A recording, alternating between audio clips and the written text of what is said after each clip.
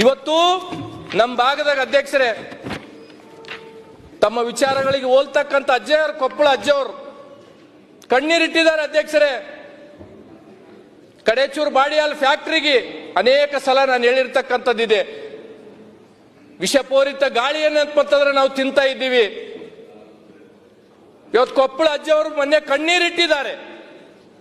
ಇಂಥ ಫ್ಯಾಕ್ಟರಿಗಳು ಬಂದ್ರೆ ಅಂತಂದ್ರೆ ನಮ್ಮ ಭಾಗದ ಜನ ತೊಟ್ಲಕ್ಕೆ ಹೋಗೋರು ಕಡಿಮೆ ಆಗ್ತಾರ, ಸ್ಮಶಾನಕ್ಕೆ ಹೋಗೋರು ಜಾಸ್ತಿ ಆಗ್ತಾರಂತ ತಿಳ್ಕೊಂಡು ಇಂಥ ಫ್ಯಾಕ್ಟರಿಗಳನ್ನ ನಮಗ್ ಕೊಡ್ತೀರಿ ಉತ್ತರ ಕರ್ನಾಟಕ, ಕಲ್ಯಾಣ ಕರ್ನಾಟಕಕ್ಕ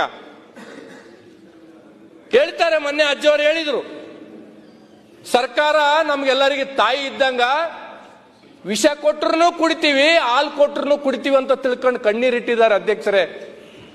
ಇದು ನಮ್ಮ ಭಾಗದ ಪರಿಸ್ಥಿತಿ ಅಧ್ಯಕ್ಷರೇ. ವಿಷ ಗಾಳಿ ಅಂತಂದ್ರೆ ಅದರಿಂದ ಬಂದೆ ಅಂತಂದ್ರೆ ಸಾವುಗಡ ಆಗ್ತಕ್ಕಂಥವೆಲ್ಲ ನಮ್ಮ ಉತ್ತರ ಕರ್ನಾಟಕ, ಕಲ್ಯಾಣ ಕರ್ನಾಟಕ. ಇದು ಯಾಕ ತಾರತಮ್ಯ? ಯಾರ ಮುಂದೆ ಹೇಳ್ಬೇಕು ಅಧ್ಯಕ್ಷರೇ ನಾವು?